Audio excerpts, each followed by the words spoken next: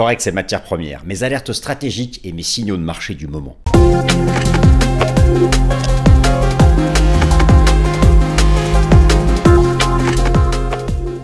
Le contenu de cette vidéo ne constitue en aucun cas un conseil financier.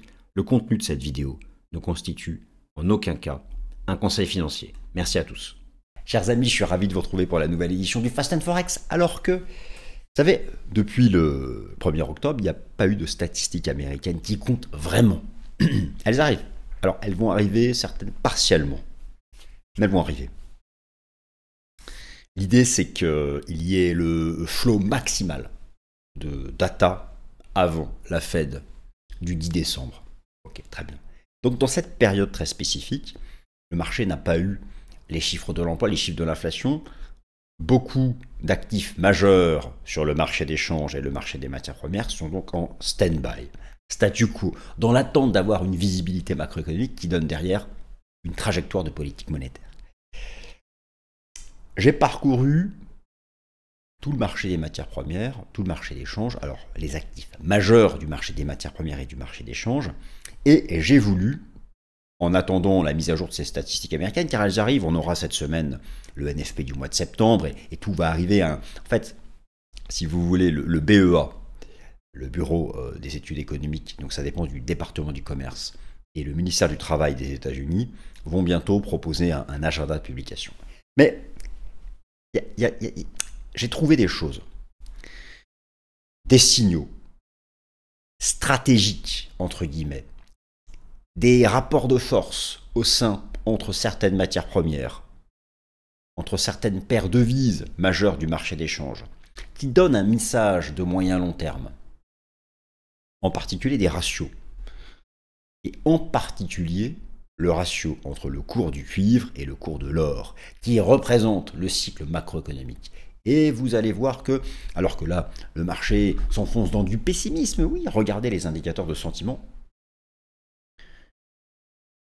Il est vrai que j'en parle beaucoup dans le Top Gun, que le marché action est suracheté, que nous sommes en surchauffe de valorisation, essentiellement d'ailleurs du côté de la tech. Là encore, je vous renvoie vers ma dernière Top Gun où j'ai vraiment comparé la situation actuelle avec 2007-2008, avec 2001, où on voit que finalement il y a le verre à moitié vide, le verre à moitié plein aussi, donc il ne faut pas s'enfermer dans une posture cataclysmique, ça y est, c'est certain, un grand bear market de type 2009 arrive, ou encore de type 2022, qui fut un petit bear market comparé aux deux grands de la première décennie de ce siècle, mais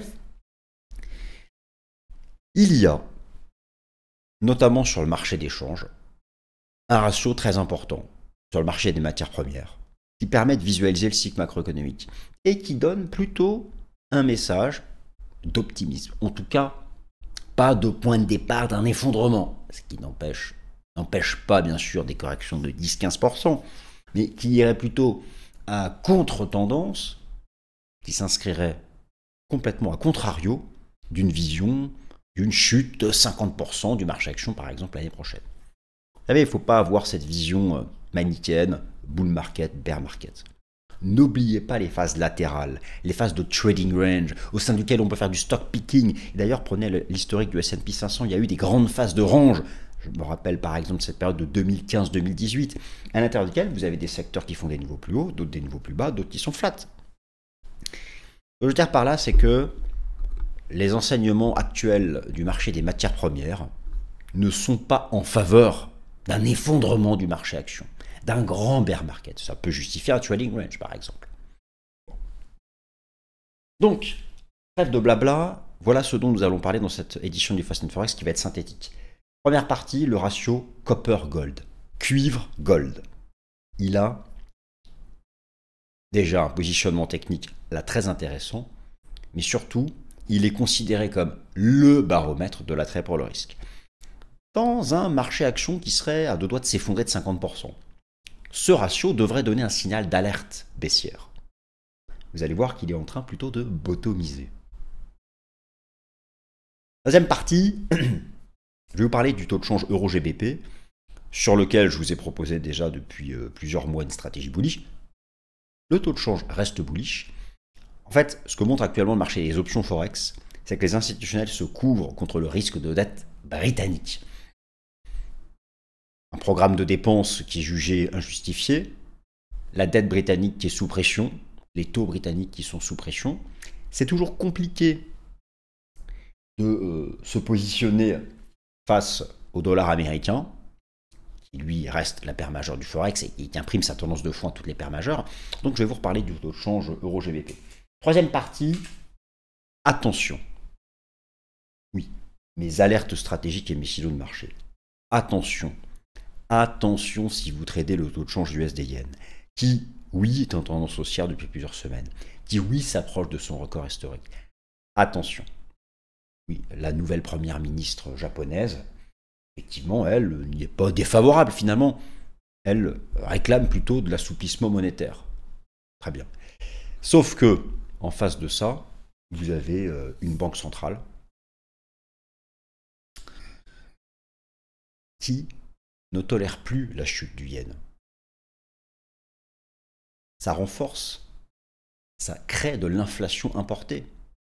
Ça génère de la fuite des capitaux. Le Japon a un problème de dette publique. Une monnaie qui s'effondre renforce davantage ce problème de dette publique. La relation commerciale avec les États-Unis. Un taux USD-Yen qui s'envole crée des tensions politiques. D'ailleurs, Scott Bessent, le secrétaire au Trésor américain, ne s'en cache pas et exprime toujours cette volonté aux autorités japonaises de ne pas trop laisser baisser la devise. Dans la relation commerciale Japon-États-Unis, c'est important. Bon. Attention, à tout moment, la Banque centrale du Japon, les autorités japonaises peuvent intervenir sur le marché des changes, acheter du yen. Nous arrivons dans une zone où historiquement se concentrent les achats de la BOJ. Donc je vais vous remontrer ça sur l'USD-Yen. Quatrième partie, on parle bien sûr du dollar américain qui est toujours sous résistance majeure. Vous connaissez le topo, j'ai fait une vidéo la semaine dernière sur ce sujet. Il faut que j'en parle quand même toutes les semaines. Il est toujours en range, il n'a pas validé de renversement haussier. Les statistiques américaines arrivent. Alors, au stade actuel, la probabilité que la Fed baisse les taux en décembre est minoritaire. Ça joue 45-55, ça n'arrête pas de se bouger entre pour et contre. Mais l'arrivée avec retard des stats américaines, et en particulier les statistiques de l'emploi, parce que l'inflation, on sait qu'elle est flat. On sait qu'elle est flat entre 2,5 et 3. C'est même plus un sujet. C'est au-dessus de la cible de la Fed, mais c'est pas en vague inflationniste, c'est pas non plus à 2. Donc, le sujet, c'est l'emploi. Et sur le dollar, ce sera ça la clé. Cinquième partie, retour du Cote Report. Et oui, vous l'avez peut-être oublié, mais le rapport Commitment of Traders publié par la CFTC, depuis le shutdown, il n'y en a pas. Le dernier Cote Report remonte au 23 septembre. Depuis, il n'y a rien. Là, ça y est, ça va revenir. Je vais retrouver mes datas de positionnement institutionnel. Ça va être majeur, notamment pour savoir comment les institutionnels sont positionnés sur le dollar. Ça arrive. Et dernière partie, le pétrole se maintient sous résistance majeure. Alors l'OPEP, d'ailleurs, devrait mettre en pause sa réaugmentation de production à partir de janvier, mais regardez le pétrole, il n'y a pas de vague d'inflation. Voilà, chers amis, bienvenue à l'édition. C'est parti, marché des changes et matières premières, mes alertes stratégiques du moment, mes signaux divers et variés. Que la session s'ouvre, je la déclare ouverte, le plan je vous l'ai donné dans l'introduction, on ne perd pas davantage de temps parce que j'ai déjà été trop long, tout s'affiche, allez, un par un, hop, ça tombe comme une cascade, et dès que c'est tombé, on passe à la première partie. Oui, chers amis, c'est un ratio majeur, le ratio cuivre-gold. Ça, ce dont je vais vous parler, ça appartient en matière première, c'est considéré comme le baromètre du risque, mais sur le marché des matières premières. Vous avez rarement eu, voire quasiment jamais, un effondrement du marché action tant que ce machin est bullish. Et vous allez voir que non seulement on est loin d'un top, en plus, il y a plutôt des signaux de renversement haussier. Ça n'écarte pas la possibilité que le marché action se mette en range, qu'on ait des corrections intermédiaires de 10-15%, mais le message du ratio cuivre-gold est complètement opposé, j'insiste. Le message technique du ratio cuivre-gold est complètement opposé à une chute de 50% du marché action et opposé à un effondrement de type 2001, 2002, 2008, 2009. Opposé. Et peut-être même un scénario de 2022. Le SP500 peut quand même revenir à 6200 points, son ancien record. Ça fait 10-15% de baisse. C'est pas la fin du monde. Mais il n'y aura pas d'avantage. Enfin, d'après. Donc, Alors, rapidement, de quoi est-ce qu'on parle? Le ratio, je vous le montre, et puis, non, c'est le ratio, je vous le montre. Alors, au passage, j'ai mis ici pour vous montrer à quel point c'est un ratio d'attrait pour le risque. À chaque fois, ici, vous avez les sommets cycliques du passé de Bitcoin. Vous voyez qu'à chaque fois que le ratio cuivre-gold faisait un sommet et se renversait à la baisse, c'était le sommet du cycle Bitcoin. Donc, qu'est-ce que c'est le principe d'un ratio? C'est un numérateur sur un dénominateur, cuivre sur gold. Comment ça fonctionne? Lorsque vous construisez un ratio, je vous laisse lire ce que j'ai mis ici, mais je le mets en voix. Lorsque vous construisez un ratio, la courbe d'un ratio, donc une fraction. Donc là, cuivre sur gold, on peut prendre cuivre sur argent, argent sur gold, S&P 500 sur CAC 40, peu importe. Vous avez A sur B. Le numérateur c'est A, le dénominateur c'est B. On peut faire l'analyse technique de cette courbe. Si la courbe est haussière, c'est que A surperforme B. Si la courbe est baissière, c'est que A sous-performe B. Donc que B surperforme A. Vous me suivez? Facile. Et donc ce que l'on sait, c'est que le ratio cuivre sur gold est un ratio d'attrait pour le risque. Pourquoi? Parce que le cuivre, c'est le métal industriel par excellence. Une bonne santé du prix du cuivre, une tendance haussière du prix du cuivre, c'est notamment les économies asiatiques qui avancent, c'est la Chine pour beaucoup. Bref, c'est le métal industriel. Où se trouve maintenant l'industrie mondiale? La Chine est de loin la première puissance industrielle mondiale. Je ne dis pas économique, ils sont ex aequo avec les États-Unis. Mais d'un point de vue industriel, la Chine, c'est le double des États-Unis maintenant, sachez-le. La Chine, c'est grosso modo 30% de la production industrielle mondiale, les États-Unis sont à 15%. Je parle industrie, je ne parle pas du PIB. Au contraire, l'or est considéré comme... je vous apprends quelque chose en disant que l'or a un aspect refuge. Bon. Historiquement, le ratio cuivre-gold représente donc le cycle économique. Les anglo-saxons parlent de business cycle. Lorsque cette courbe est haussière, nous sommes en phase d'expansion macroéconomique. Lorsque cette courbe est baissière, nous sommes en phase soit flat, de faible croissance, voire même de contraction.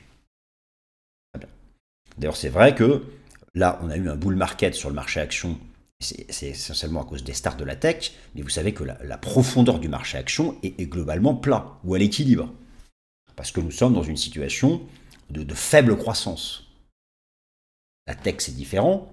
Et si vous prenez la profondeur du marché action, je vous ai montré la différence entre le S&P 500 normal et équipondéré, ça n'a rien à voir.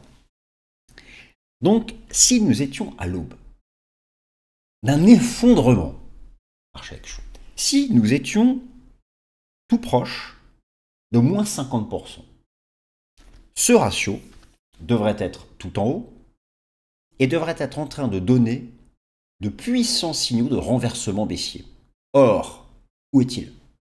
Il est tout en bas et il est en train de proposer les premières divergences haussières. En clair, je ne parle pas de la tech encore une fois. En clair.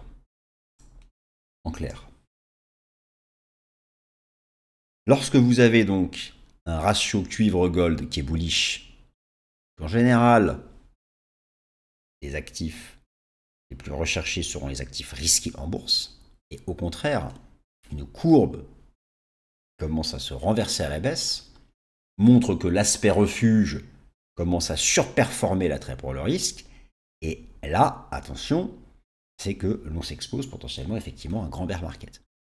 Retenez une chose, le cuivre-gold ratio est sur le marché des matières premières le plus suivi de tous les indicateurs d'attrait pour le risque. Pourquoi est-ce que je vous en parle maintenant? Parce qu'il est là. Parce que vous pouvez le construire sur TradingView, vous faites cuivre sur gold, XCUSD sur XAUSD. Comment on construit ça? C'est facile, vous savez utiliser TradingView. Vous avez ici les petites formules mathématiques de base, là. Les petites opérations mathématiques de base. Vous faites cuivre divisé par gold. Vous savez utiliser TradingView. Bon, de toute façon, c'est super simple. Mais plein de plateformes le proposent.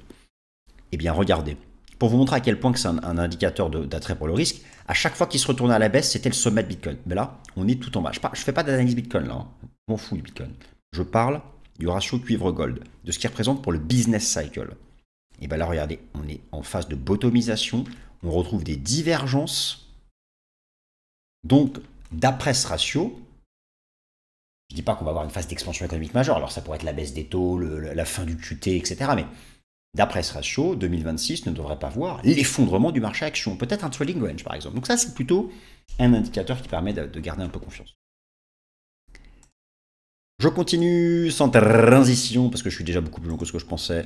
Je vous fais un suivi de l'euro GBP. L'euro GBP, pourquoi? Parce que si vous reprenez l'historique de mes Fast and Forex, si vous reprenez l'historique de mes Fast and Forex, eh bien, vous vous souvenez que je vous ai proposé à plusieurs reprises donc une stratégie bullish sur l'euro GBP. D'ailleurs, j'ai laissé la flèche de l'époque, donc on devait être par ici, parce que c'est une structure de support majeur. C'était une belle configuration technique. Et l'idée était que, si vous voulez, ce qu'on observe, c'est quoi? Ce que nous savons, c'est que la haute finance, c'est le message qui est donné à travers les options FX. La haute finance se couvre de plus en plus contre le risque de dette britannique. Bon, je ne dis pas que la situation budgétaire et d'endettement public de la Grande-Bretagne est pire que celle de la France, hein. Mais voilà, il n'y a pas la BCE derrière, c'est un pays, ils ont leur monnaie, ils ont leur banque centrale, ils sont un peu tout seuls. Bon. D'autre part, le gouvernement a un nouveau programme d'expansion budgétaire, en tout cas, alors oui, d'accord, ok, augmenter les impôts, il y a une modification de l'ordonnancement des dépenses, bref, le marché doute de la nouvelle politique budgétaire mise en place au Royaume-Uni. Et c'est ce que montre le marché des options. Alors, l'idée ici, c'est pas d'aller trader les options FX, mais c'est de rester simple. Je pense que c'est risqué de jouer le GBP face au dollar US, parce que vous savez que le dollar US est à la croisée des chemins techniques. Le dollar US imprimera sa tendance de fond face à toutes les devises, quelle que soit la situation en face. Là, je vous montre la situation des taux britanniques, les taux longs britanniques, donc c'est une situation qui se tend sur le marché des taux. Bref, je continue de penser que pour jouer, entre guillemets, ces doutes entre la trajectoire budgétaire et d'endettement public britannique, vous avez mis ici l'évolution de la dette publique britannique en valeur absolue, cela peut être de continuer d'accompagner la tendance bullish de l'euro GBP en direction de cette zone là des 0,90, 0,92. Je continue sur mes alertes et mes signaux du moment, et là je veux insister, d'ailleurs j'aurais dû mettre ça en deuxième partie. Attention, vous avez raison d'avoir acheté l'USD-Yen, je dis pas le contraire. Oh oui, vous avez amplement raison de vous être positionné boule sur le taux USD-Yen, puisque, ma foi, c'est une tendance haussière de fond, il n'y a aucun sujet. Depuis maintenant 12 ans quand même, belle tendance. Et il est vrai qu'à court terme, donc, le dollar-yen a rebondi depuis le printemps dernier sur un support, que le dollar-yen donc serait en train de sortir par le haut d'une pattern. C'est vrai que les signaux donnés aussi par l'Ishimoku Weekly sont favorables. Il y a des choses, il y a des éléments techniques, effectivement, de poursuite de la tendance haussière, ici sur le taux USD-Yen. Alors, me direz-vous, pourquoi alerter sur quoi que ce soit? J'alerte parce que ni les États-Unis, ni le Japon ne tolèrent un USD-Yen trop élevé. Pour le Japon, un yen faible, c'est compliqué. Je rappelle que le pays a une dette énorme et qu'il faut la placer, cette dette. Une monnaie qui s'effondre, ça ne donne pas vraiment envie de tenir la dette japonaise. Bon. C'est un pays qui importe beaucoup de matières premières et qui cherche là, je rappelle, la politique monétaire devient de plus en plus restrictive, les taux sont bas mais ils montent pour contenir l'inflation. La relation commerciale avec les États-Unis, l'attrait pour les capitaux étrangers, tout ça fait que il ne faut pas que le yen s'effondre davantage. Alors c'est une belle tendance haussière, il y a effectivement un écart de taux d'intérêt qui est largement favorable au dollar vis-à-vis du yen, même si les taux japonais remontent, l'écart est encore largement favorable, les spreads de taux sont favorables au dollar US, mais vous avez en face de ça une banque centrale du Japon qui déjà remonte ses taux, pourrait les remonter davantage encore en fin d'année et dans le courant de l'année prochaine.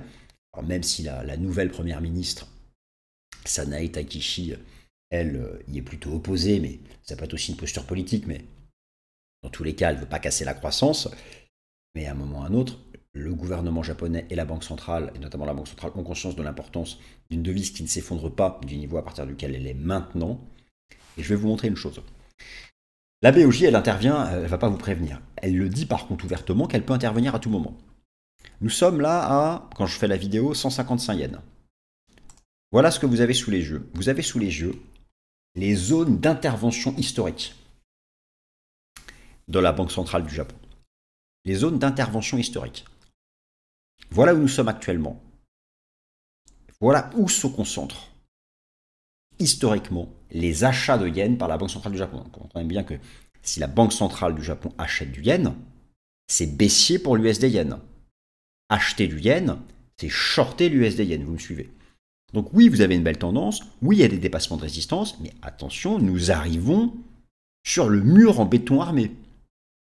Cette zone d'intervention ici, énorme, autour des 155-160 yens, il y a des communications très récentes de la Banque centrale du Japon en faveur d'une nouvelle intervention. Elle prévient en plus. Donc, vous voyez cette zone ici, ces zones ici, ces gros retournements baissiers là, que vous observez là, c'était systématiquement dans les 24 heures à 48 heures qui ont suivi l'intervention de la Banque centrale du Japon. Je ne suis donc pas en train de vous dire shorter l'USD yen, mais je suis en train de vous dire peut-être qu'à l'arrivée de ces niveaux, il va falloir commencer à prendre des profits. Et dès que vous allez observer ce type de séance, une semaine comme ça de début de renversement, et que la Banque centrale a communiqué sur le fait que oui, elle a acheté du yen, parce qu'elle communique tout de suite, hein, là, prenez vos profits, et il y a une bonne probabilité de revenir en bas. En tout cas, attention, pour l'instant, il n'y a aucun signal quand je fais la vidéo, mais en fin de semaine dernière, la BOJ a communiqué. Donc je voulais absolument attirer votre attention sur ce sujet. Sans transition. Alors le dollar américain reste à la croisée des chemins techniques. Je vous renvoie vers le long Fast and Forex que je vous ai proposé la semaine dernière. Le problème, c'est qu'il n'y a pas de chiffres depuis début octobre. Les chiffres arrivent. Alors, il est vrai qu'au stade actuel, désormais, la probabilité que la Fed baisse ses taux en décembre, maintenant, elle est minoritaire, mais ça peut aller très vite. L'inflation s'en fout complètement, elle bouge plus, elle est flat. La seule chose qui compte, c'est les chiffres de l'emploi. Je vous ai fait la vidéo la semaine dernière, je ne la refais pas, reprenez-la, elle était archi complète. Mais nous n'avons pas regardé, hein, regardez, j'avais insisté sur le niveau pivot, regardez. Oui, il y a la mise à plat, il y a des divergences, il y a plein de choses. Il n'y a pas encore ici le signal de renversement haussier. Il n'y a pas encore le signal de renversement haussier. Donc on se maintient en dessous, donc tant qu'on est en dessous, le marché peut rester en range, même faire un nouveau plat. Alors, ça peut passer, mais ce que je veux vous dire, c'est que vous allez avoir cette semaine la publication du rapport NFP en retard du mois de septembre. C'est lui qui va forger en grande partie ce que fera la Fed le 10 décembre. Il y aura d'ici là aussi d'autres chiffres. Mais dites-vous bien une chose, c'est que pour le moment, le dollar n'a donc toujours pas validé de renversement haussier. Il est rangy. Et d'ailleurs, vous aviez dans le Fast and Forex de la semaine dernière, je ne sais pas si vous l'avez regardé, j'étais pas très nombreux à l'avoir regardé, j'étais déçu. Je vous remonte ce tableau où j'ai fait deux classements différents. Puisque le dollar finira par faire son choix majeur en termes de tendance de fond. Si jamais ce choix est bullish, je vous ai fait le classement des stratégies parmi les paires majeures. Donc si jamais le dollar fait le choix bullish, la meilleure stratégie, ce sera le short euro-dollar et le long USD yen. Si le dollar fait le choix bullish. Alors, le long USD yen, pas au niveau actuel, hein, parce que je vous ai montré le mur en béton armé des interventions de la BOJ. Par contre, si le dollar fait le choix baissier, je vous ai fait ici donc un classement des stratégies parmi les paires majeures. Ce tableau, je vous le retrouvais dans l'édition du Fast and Forex de la semaine dernière. L'euro-dollar, retour du rapport Commitment of Traders. Alors oui, ça fait longtemps que je ne vous en ai pas parlé, vous vous en souvenez. J'avais pris pour habitude chaque semaine de vous montrer les données à jour du rapport Commitment of Traders, qui sont donc le positionnement institutionnel des traders de hedge fund et d'asset management sur les contrats à terme et les contrats d'options des matières premières. Et c'est vrai que mais depuis début octobre, je ne vous ai rien montré, parce que je ne peux pas. Les dernières mises à jour remonte, regardez, les dernières mises à jour remontent au 23 septembre. Il n'y a eu aucun chiffre depuis le 23 septembre à cause du shutdown. Eh bien, là, il y a eu une communication donc, du CME, de la CFTC. Ils vont, semaine après semaine, les publier, mais avec retard. Donc, il va y avoir encore un décalage, mais les données de positionnement institutionnel vont revenir. Et ça va permettre notamment de savoir comment les institutionnels se positionnent sur le dollar, alors que celui-ci reste encore à la croisée des chemins techniques. Et enfin, un point rapide sur le pétrole. Là aussi, c'est pour montrer que l'inflation n'est plus un sujet. Alors, oui, elle est au-dessus de la cible de la Fed, mais tous les indicateurs temps réel montrent qu'elle est flat. Elle est flat à 2,5, 3. Voilà. On n'est pas à 4, on n'est pas à 5, on n'ira pas. On n'est pas à 2 non plus, on n'ira pas non plus. Tant que les tarifs douaniers soient intégrés. Mais il n'y a pas d'inflation. Il n'y en a plus en fait. Il n'y a plus de nouvelle inflation. Regarde. Je vous montre le pétrole. Le pétrole, tant qu'il est sous les 65 $, le sommet ici, avant la chute de la crise sanitaire, ce sommet-là. Tant qu'il est là-dessous, il est bearish. Et on est en dessous, on est bearish. Alors au passage, donc c'est vrai que l'OPEP a commencé à augmenter sa production. Et l'OPEP envisageait de continuer de l'augmenter au premier trimestre 2026. Ils vont peut-être se mettre en pause parce que, en face, la demande n'est pas au rendez-vous. Donc, tant que le prix du pétrole se maintient sous ces 65 $, il n'y a pas de vague inflationniste. L'inflation n'est plus un sujet. Elle l'est parce qu'elle est au-dessus de la cible de la Fed, mais elle ne l'est pas dans le sens où il y a un risque de vague inflationniste de type Covid. Ça, c'est clairement du passé. Voilà, chers amis, ainsi s'achève cette nouvelle édition du Fast and Forex.